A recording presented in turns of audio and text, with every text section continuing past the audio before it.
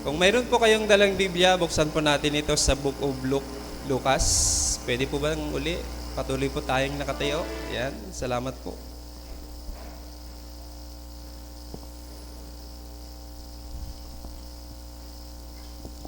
Lucas 10, yan. Start po tayo ng verse 25.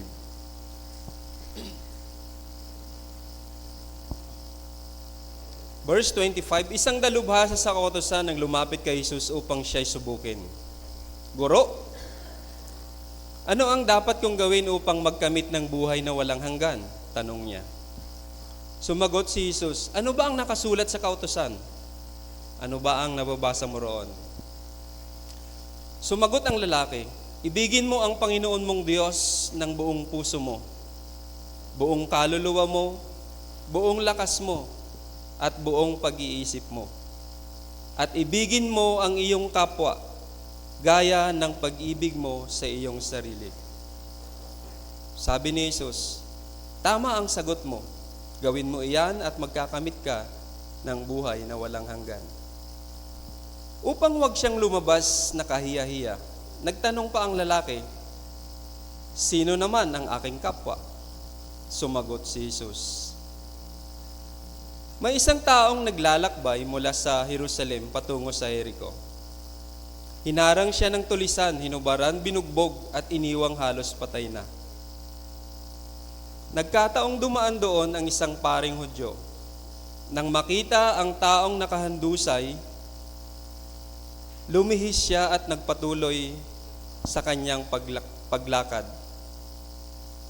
Dumaan din ang isang Levita.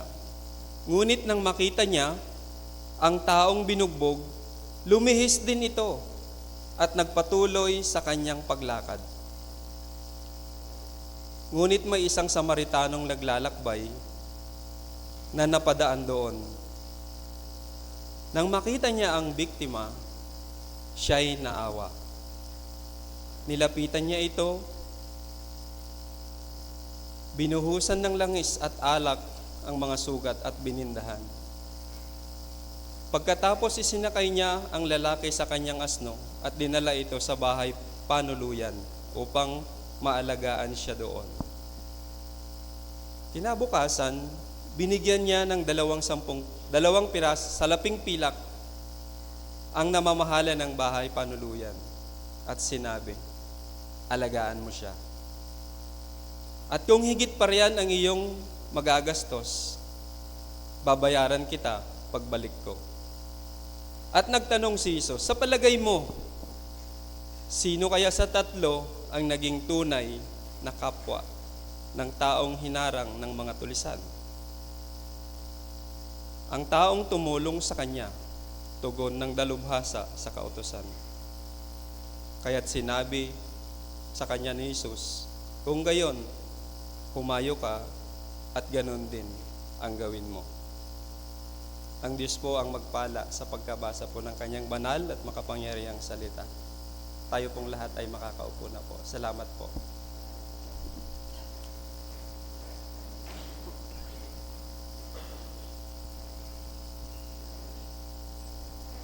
Yan. Nung unang panahon, yan. Balik tayo nung unang panahon.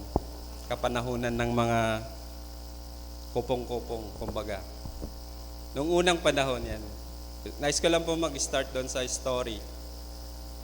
During the Vietnam War, wala pa tayo nun, no? Ito kasi istorya lang na nabasa ko din. Ngayon po may isang American soldier na nandoon sa Vietnam. And during the war, may nakita po siyang magandang Vietnamese. So in short, na in love siya. At nung malapit nang umalis, malapit nang matapos ang war at aalis na ang American soldier, nagkaroon sila ng MU, Mutual Understanding, ng dalagang Vietnamese. And hindi po madali para doon sa American soldier. Kasi po ang lugar na kinaroroonan ng dalaga ay hindi katatawid ng bundok. kundi sisisid ka sa dagat. Sisisid ka sa malalim na ilog para makarating ka doon. Hindi siya pwedeng dumaan doon sa daanan nila kasi makikita siya ng mga Vietnam soldiers. At sigurado po yun, papatayin siya, tama? Pero dahil una yung pag-ibig ng American soldier na to, ano po ang ginawa niya? Gumawa po siya ng strategy na kung saan mawiwin niya, makukuha niya yung dalaga. At syempre high-tech sila, tama? So mayroon silang mga bottled oxygen. So ang ginawa niya, karga niya yun with extra. At pumunta siya doon, dumaan siya sa ilalim ng tubig.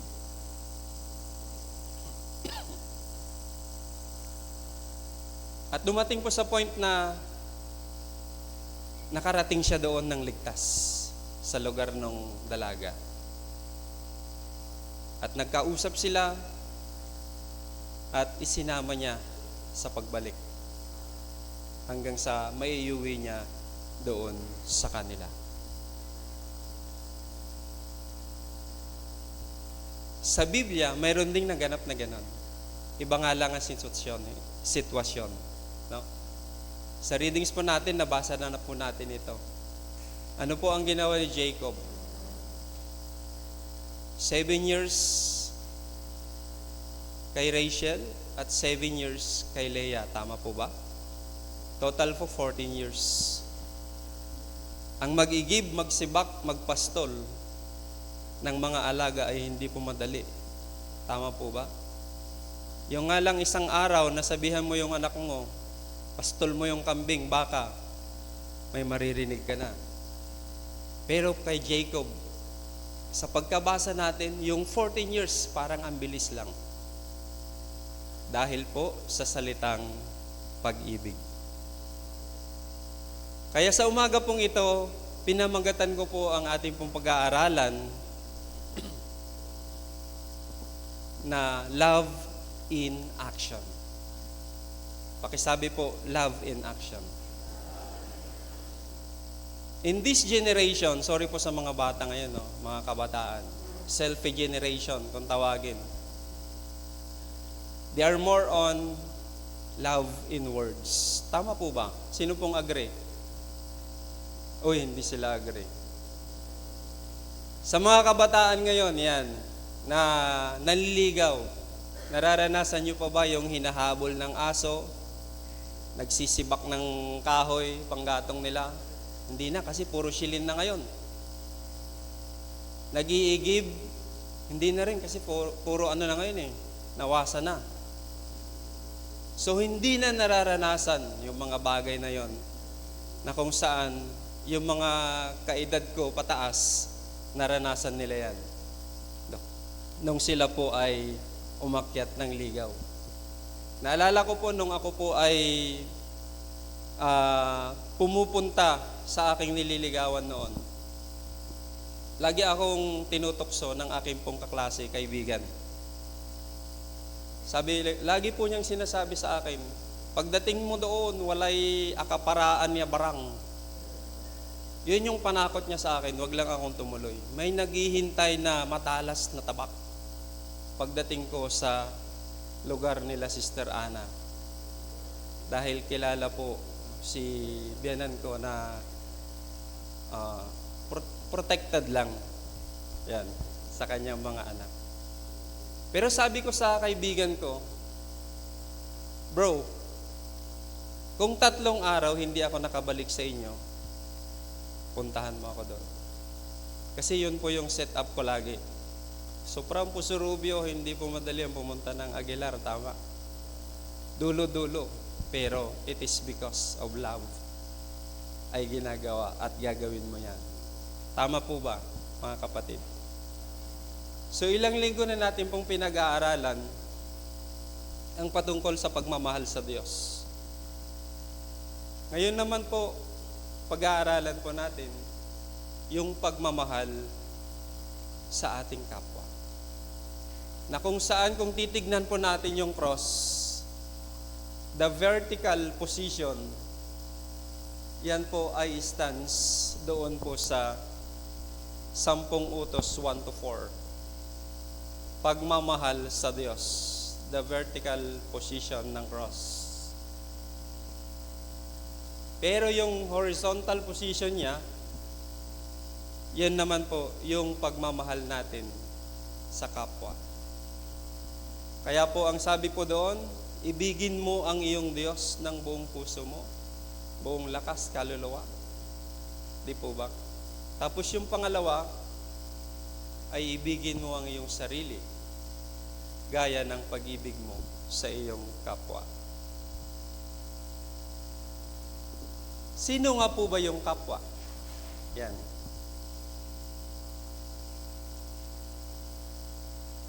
Mayroong bata kasi na tinanong gusto kong yumaman para makatulong sa kapwa. Anong gusto mong maging paglaki mo? Gusto kong yumaman, sumikat, para makatulong sa kapwa. So lahat, puro sila gusto nila makatulong sa kapwa. At pagdating doon sa dulo na isang bata, ang sabi po niya, gusto kong maging kapwa. Para siya na lang yung tatanggap ng tulong. Tama po ba? Pero natatawa tayo, pero ang tanong, sino po ba yung kapwa? Kapwa natin. Dito rin po ako natuto nung habang pinag-aaralan ko. Ang akala ko kasi yung kapwa ko ay yung kayo lang. My neighbors. Yung mga taong kilala ko, pero hindi po pala. Pag sinabi nating kapwa, anuman ang kanilang relihiyon, anuman ang kanilang lahi, sila ay ating pong mga kapwa. Kaya po, sino po ang kailangan po nating tulungan? Ang ating kapwa. Sino po sila? Lahat ng tao. Regardless kung anong relihiyon sila, pag nangangailangan sila ng tulong, at kaya mo namang tumulong, kaya naman nating tumulong, tulungan natin sila. So, doon po sa kwento na binasa po natin,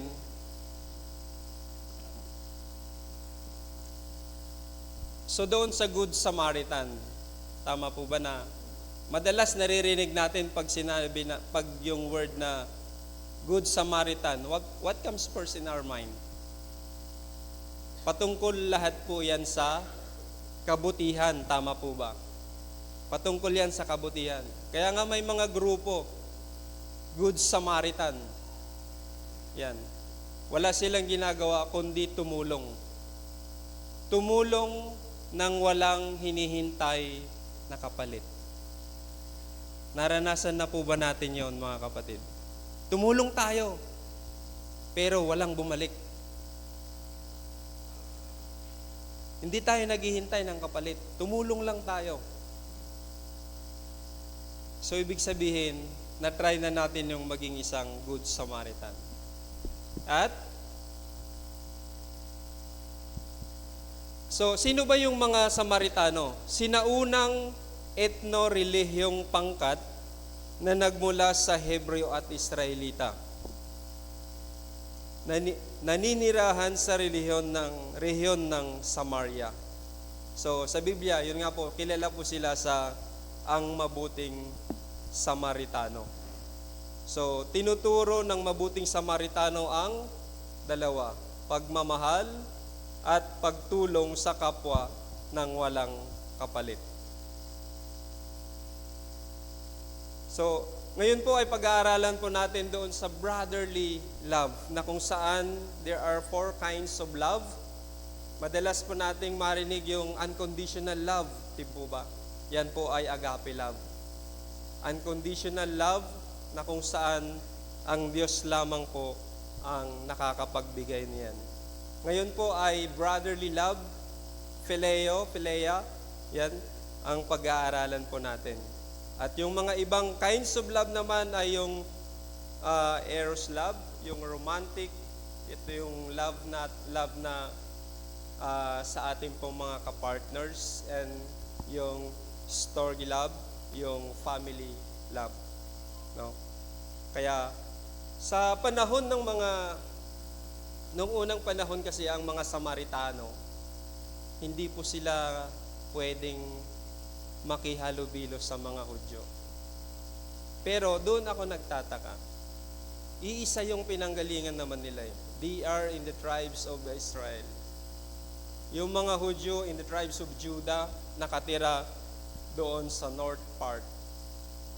While yung mga Samaritano, nakatira doon sila sa south in Samaria. Mayroon po silang alitan at hindi po pagkakaunawaan. Magkaiba ang kanila pong paniniwala. Kaya po doon po medyo nagkaroon ng hindi po magandang pagsasama ng dalawang grupo na to. So love in action. Ang tanong madalas, what hinders love? Ano nga ba yung pumipigil sa atin para umibig? Sino na pong naranasang umibig? Yan muna yung unang tanong. Naranasan na po ba nating lahat umibig? Tama? At minsan, aminin man natin o hindi, pinipili lang po natin. Namimili tayo kung sino yung taong iibigin natin. Tama? Madaling umibig sa taong alam mo na tanggap ka. Hello? Pero mahirap umibig sa taong alam mo na hindi ka tanggap. Pero salamat sa Lord kasi tinuturuan tayo na ibigin pa rin natin ang mga taong kahit ito ay tinuturing nating kaaway. Di po ba? Kung maalala nyo yung kwento ni Pastor Jaime doon sa mag-asawa na nagsumpaan na magmahalan hanggang wakas, pero dumating sila sa point na sila po ay hindi nagkaroon ng pagkakaunawaan hanggang sa magkahiwalay sila at naging mortal na magkaaway. Pero parihas silang na born again. At ang utos ng Panginoon, ibigin mo ang iyong kaaway. So in short, sila po ay muling ibalik. Nagkabalikan.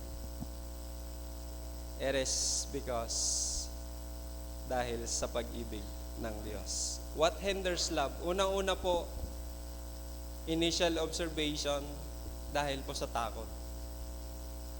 May mga tao na natatakot ng umibig. Natatakot umibig dahil feeling nila hindi sila tatanggapin. Lalo na yung mga taong nasubukan na nilang na-fail or anong tawag doon? Yung nabigo sa pag-ibig. Madalas po yan matagal bago ulit umibig. Yan.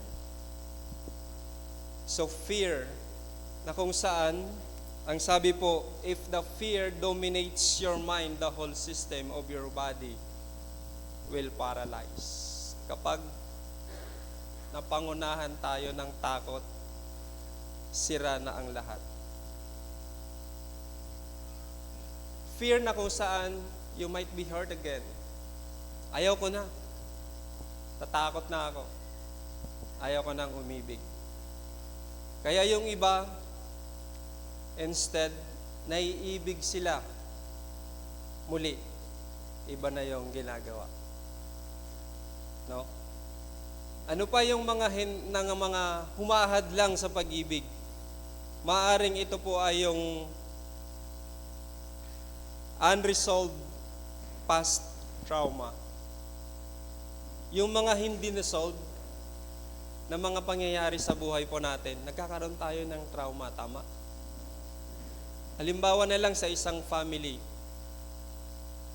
hindi mo makita, hindi mo maramdaman yung pag-ibig ng magulang. Mula umaga hanggang hapon, sigawan, wala kang maririnig na I love you. Take care. Ingat lagi. Mula umaga hanggang hapon, matutulog na, nagsisigawan pa rin. Sino po yung nagsasuffer ng mga bagay na yon? Yung mga anak. Minsan yung mga anak na to, sila yung nagkakaroon ng trauma. Someday ayaw ko nang magkapamilya. Dahil ganito rin ang mangyayari. Yung iba naman natatakot na natatrauma dahil doon sa inabandon sila ng kanila pong magulang. Hindi naman po lahat, pero may mga pangyayari na iniiwan ng magulang ang anak. Saan? Sa basurahan, sa isang tabi, sa kapitbahay, sa magulang, para umalis, maging malaya.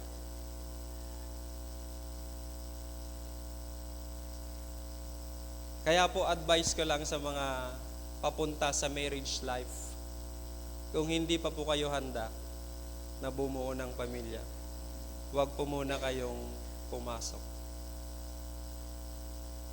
Hindi po madali, pero masaya. Lalo na pagkasama ang Diyos. Amen. And isa pa is yung low self-esteem. Ano po yung low self-esteem? Mababang pagpapahalaga sa sarili. Ito po ay minsan na naging hadlang, isa sa maging hadlang para hindi po tayo makapagmahal. Mababang pagpapahalaga sa sarili. Parang feeling unloved. Yan po. Kaya tuloy, hindi na niya trinay. Dahil iniisip niya, hindi naman siya katanggap-tanggap or hindi naman siya karapat-dapat. Pero lahat po yan ay pagmamahal po natin, no? Feeling natin yan. Pero pag ang Diyos ang nagmahal, yan po ay unconditional. Hindi po niya tayo tinignan sa kung anong karumihan meron tayo. Bagkus, He loved us.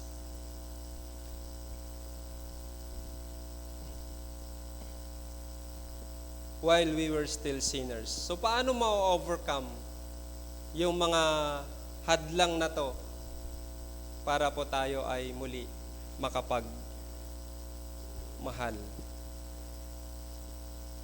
Kailangan po mag-grow tayo. Mag-grow tayo sa pagmamahal. Isa din sa mga humahadlang kung bakit hindi tayo makapagmahal ulit. Hindi po natin kayang patawarin yung taong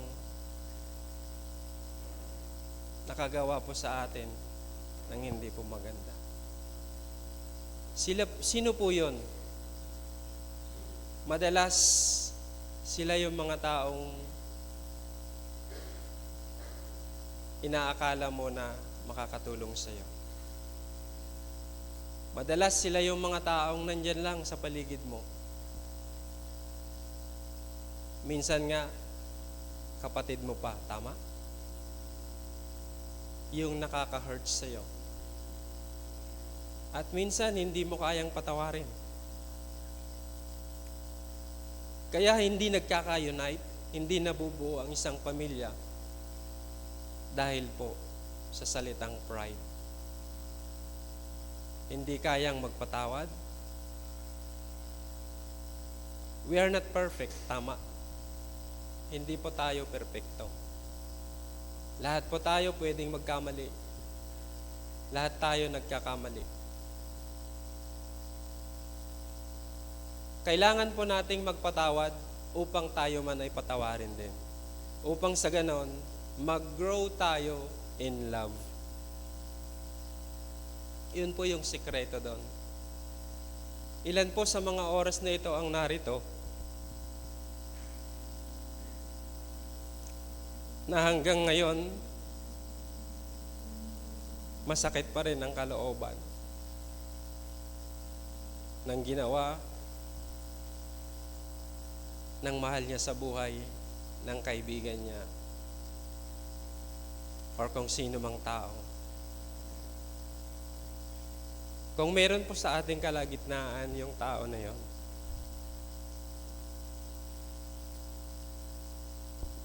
pwede po ba tayong manalangin saglit? Yumuko po tayo. Father God in heaven, nais po namin, O Diyos, na mag-grow in love. At isa sa mga bagay, Lord, na hindi po kami makapag-move on ay yung hindi po namin kayang patawarin, O Diyos. Yung taong nakagawa po sa amin ng hindi po maganda.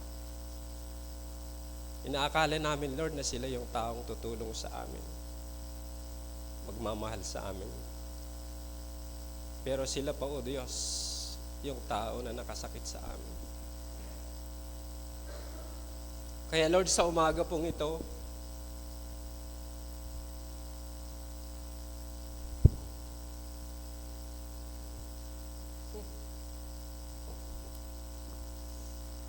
I pray, O God, na patuloy mo pong buksan ang aming pong puso.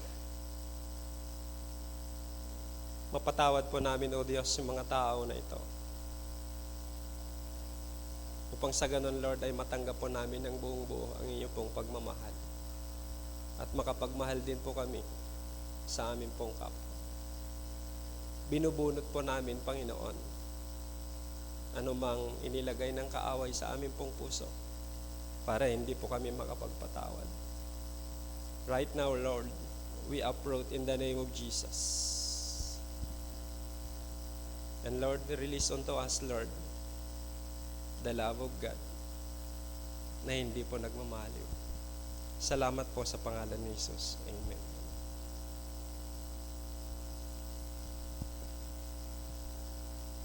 Katangian ng isang tunay na nagmamahal, doon po sa binasa po natin, makikita po natin doon sa verse 33. Can we show the verse? Yan. Verse 33. Pwede po ba nating sabay-sabay basahin? Yan. Ngunit may isang Samaritanong naglalakbay na napadaan doon. Nang makita niya ang biktima, siya'y naawa. Siya'y naawa. Kaya nakita ko na ang tunay na nagmamahal ay maawain. Hello? Nakikita ko po kung sino dito yung mga taong maawain. Yan. Lahat po kayo yun. Amen. Lahat po tayo yun. Dahil yun po ang isang katangian ng isang tunay na nagmamahal sa kapwa. May awa. Mayroon pa nga dito yung isang nanay na pambili na lang niya ng ulam, binibigay pa niya eh. Dahil naaawa siya. Pambaon na lang ng anak niya, binibigay pa niya sa iba. Dahil naaawa siya. Isa sa sukatan ng taong yon ay tunay na nagmamahal sa kapwa. Kailan tayo huling naawa sa ating pong kapwa? Or, katulad na lang tayo nung isang paring Hudyo, nung isang Levita, na nakita yung isang tao na nabugbog, hinubaran, binugbog, halos wala ng buhay nung iniwan. Dinaanan na lang natin, lumihis tayo ng daan. Iniwan na lang natin siya.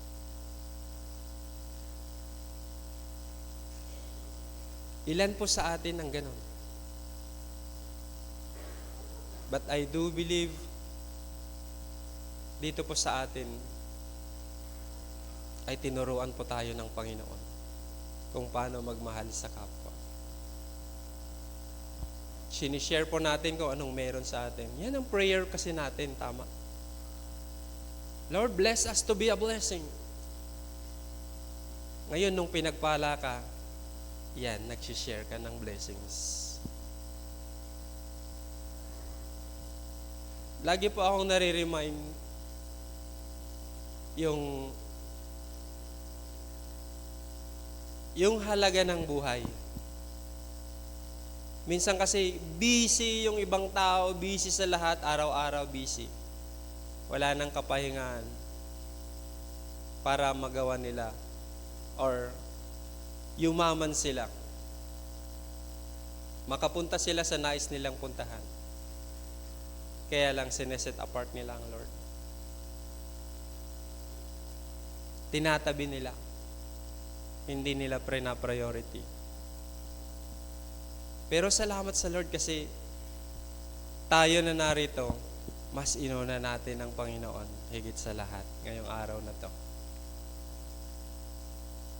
At naniniwala tayo that all these things, ano man yung kailangan po natin, ay kayang ibigay at ibibigay ng Diyos sa atin. So the Samaritan ay nagkaroon siya ng awa. And after na maawa po siya, nagkaroon po siya ng nagsumikap.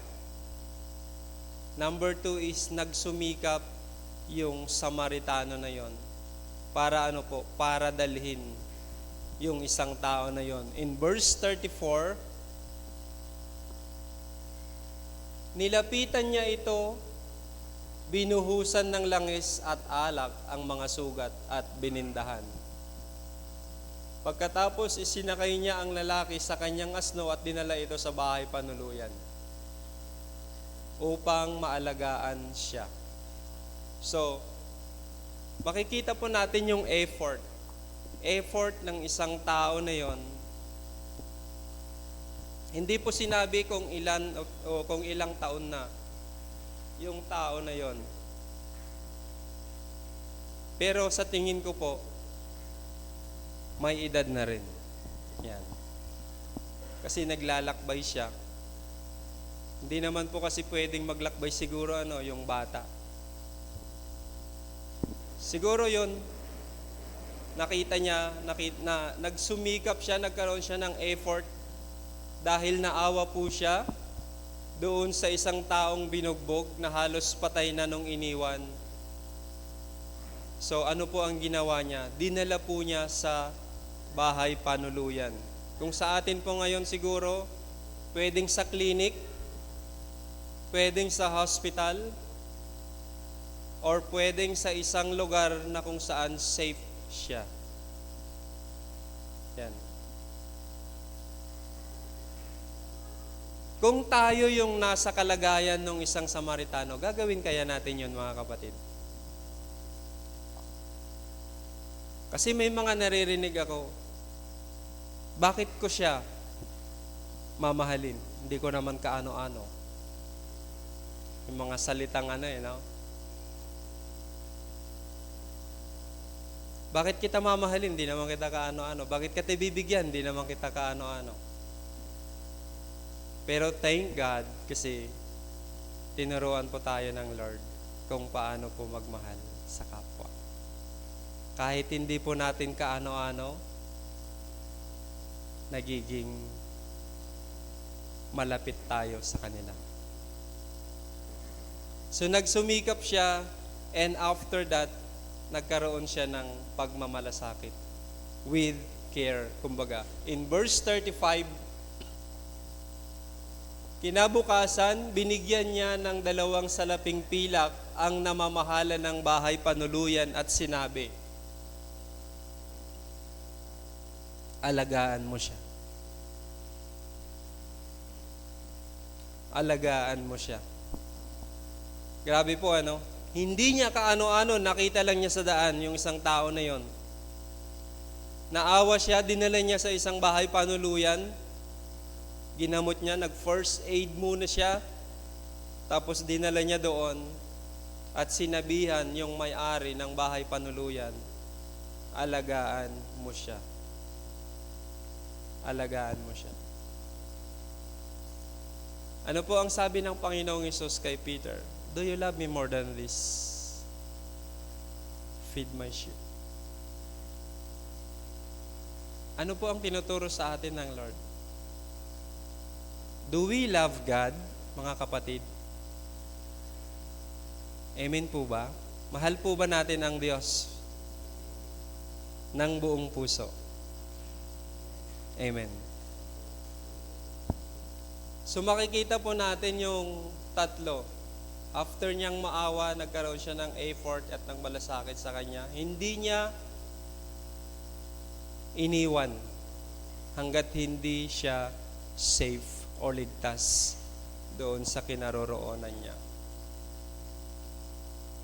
Hindi ko na po tatanungin kung ilan po sa atin yung nakagawa na ng ganitong senaryo.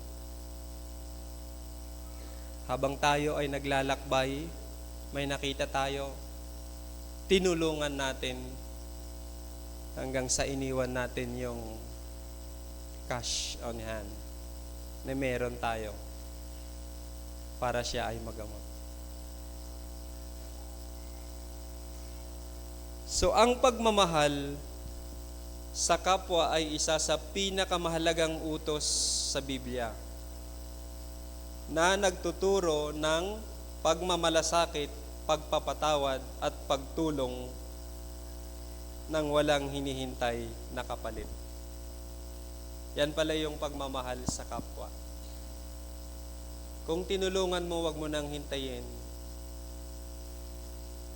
napapalitan niya yon.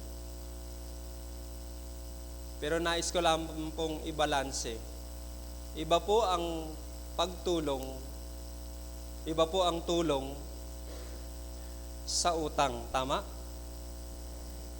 Ang tulong, hindi na kailangang hintayin may kapalit. Kusang loob.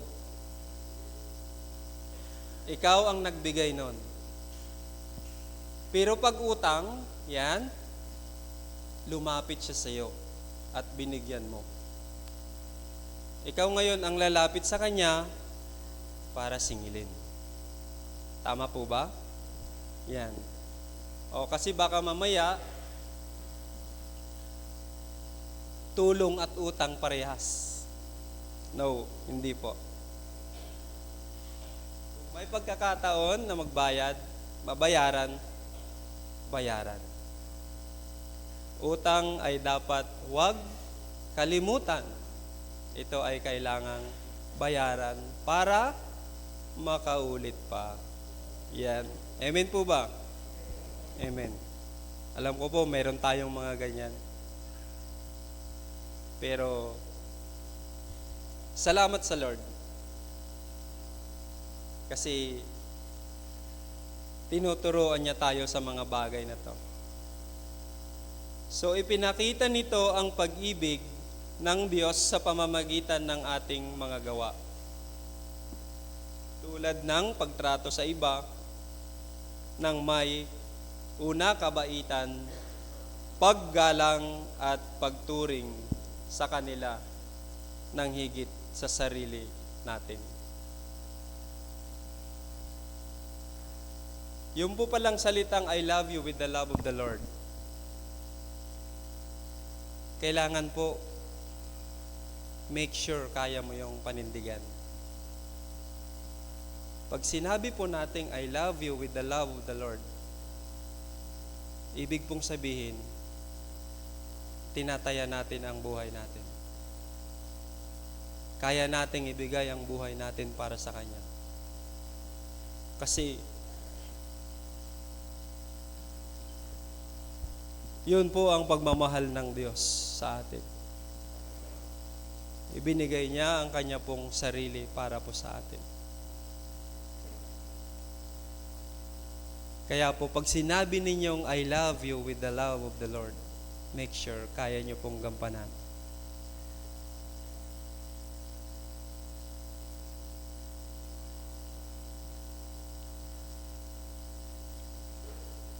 Isipin mo kung paano ka minahal, pinatawad, at tinulungan ng mga taong nasa paligid mo. Tayo rin po ay kapwa, tama? Isipin po natin. Isipin din po natin yung mga taong tumulong sa atin nung tayo ay nangangailangan. Yung taong nag-pray para sa atin, para maging successful tayo, para makatapos tayo sa pag-aaral. Isipin po natin sila. Yung mga taong nag-effort, mga taong naawa sa atin nung tayo ay in need, mga kapatid.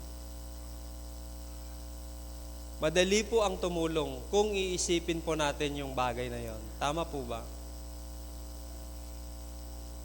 Kung iisipin natin na minsan nangailangan din tayo at may tumulong sa atin, madali po sa atin na tumulong din sa iba nung tayo ay nagkaroon na.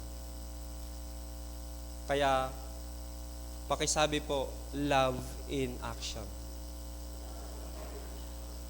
Yan. Hindi po madali ang magmahal na may kalakip na gawa. Kailangan mong mag-effort. Marami kang ipupuhunan dyan. Pero, at the end naman,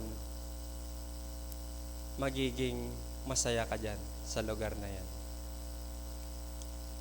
Pag ang lahat siguro, kung isipin ko lang, pag ang lahat siguro tayo dito sa Palguyod, punong-puno tayo ng pagmamahal sa bawat isa, ano kayang magiging?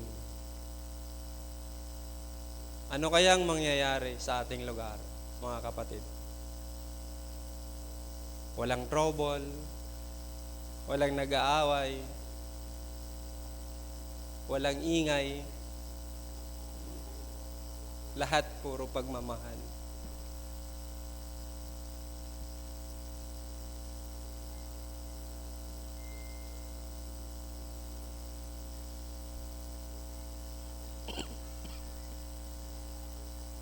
So in 1 Corinthians,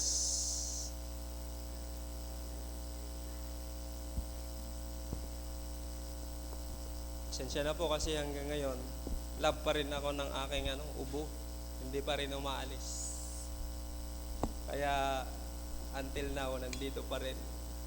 Grabing kapit.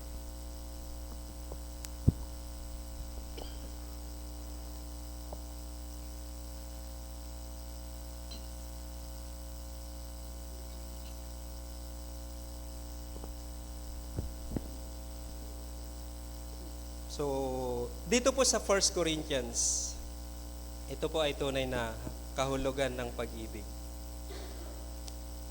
1 Corinthians 13, verse 4 hanggang 7.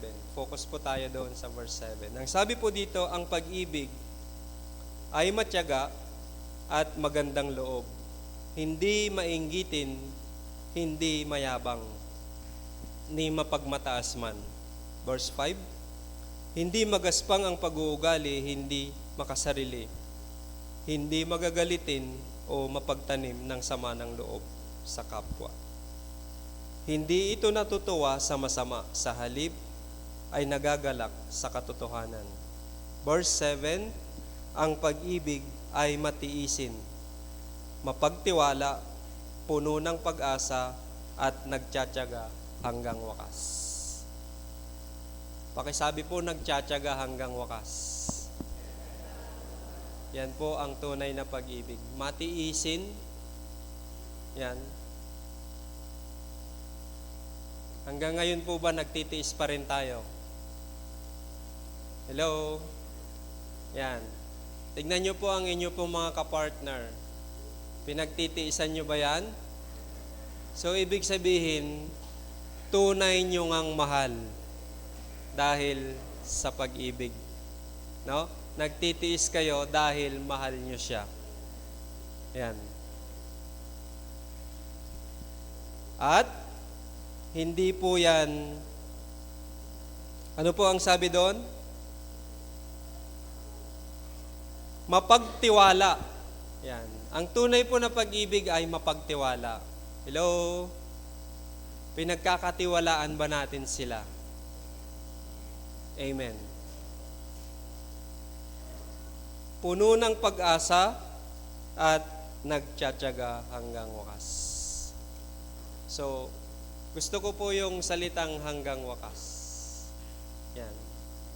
Till the end, till the last drop of our blood, hanggang sa huling hininga, ay nandyan pa rin tayo na pumipitik pa rin ang ating puso at umiibig. Hindi po masama ang ma-in love, tama? Kailan po naging masama na ma-in love? Naging masama lang ang salitang pag-ibig pag ikaw may iniibig na at iibig ka pa sa iba. Pag ikaw may asawa na tapos iibig ka pa doon sa may asawa, doon po nagiging hindi po maganda ang salitang in love. Kailangan kung in love ka, in the right time and in the right person. Amen. Kaya po, make sure, yan, alamin po natin yung tibok ng puso po natin. Dahil kung yan ay tumitibok lang na hindi naman totoong pag-ibig, mararamdaman po natin yan. Kaya ang sabi po ng Proverbs, kung hindi po ako nagkakamali, 4:23, above all else, ano po sabi doon? Guard your heart. Dahil yan po, nagmamahal tayo dahil sa ating pong nararamdaman. Nawa po sa umaga pong ito ay natuto tayo doon sa kwento ng isang Samaritano. Lalabas po tayo sa lugar na ito. Lalabas tayo sa bulwagang ito. Makikita natin, makakasalubong natin ang sari-saring muka, iba-ibang muka, iba-ibang lahi, iba-ibang sitwasyon ng buhay. Mapa-Muslim, mapa-ibang relihiyon, pero sila po ay ating kapwa at kailangang ipadama natin ang ating pong pag-ibig sa kanila. Kung kaya po natin silang tulungan, if they are in need, tulungan po natin sila. Ano po ang sabi pagsalitang tulong, walang hinihintay na kapalit. Amen. Walang hinihintay na kapalit. At kung ginagawa natin ito, gagaya po ng sabi ng ating pong Panginoon, gawin mo iyan doon po sa nagtanong sa Kanya. Sa bandang dulo, ano po ang sabi, bro? Pakibaba. Last verse. Kung gayon, humayo ka. Yan. Ang taong tumulong sa kanya, tugon ng dalubhasa sa kautusan. Kaya't sinabi sa kanya ni Jesus, kung gayon, humayo ka at ganon din ang gawin mo. Kung ganon, naniniwala tayo na tayo ay may pusong mapagmahal. Sa ating pong paghayo, paglabas, gawin din natin yung bagay na to. Amen po ba mga kapatid? Hindi po madali, pero ito po ay maging masaya. Para sa Lord, kaya po natin gawin ang mga bagay na to. Amen po ba? Amen. Kaya sa umaga pong ito, sa aking pong pagtatapos, lagi po nating iisipin. Sabi ko nga po kanina, minsan naging nangailangan din tayo. Walang tao na hindi nangailangan sa lugar na ito, tama? Minsan nangailangan din tayo. at mayroong isang tao na tumulong sa atin. May isang tao na nagbuwis ng buhay. Yan ay ating pong Panginoong Hesus na nagkatawang tao. Ang Diyos na nagkatawang tao. Para ikaw at ako ay maabot ng Kanya pong pagmamahal. Kaya sino po tayo para hindi mag-share, magbahagi ng ating pong pagmamahal sa kapwa. Lagi po nating iisipin ang pagmamahal sa Diyos, lagi ang una. At ang susunod doon ay ang pagmamahal sa kapwa. Ang ganda po ng utos po, gaya ng iyong sarili. Tama po ba? Ayaw mong saktan ang iyong sarili, tama? So, ibig sabihin, ayaw mong saktan ang iyong kapwa. Gusto mong tulungan ang iyong sarili, kaya gusto mo ring tulungan ang iyong kapwa. Covers na lahat po yun. Doon po sa brotherly love na binigay po sa atin.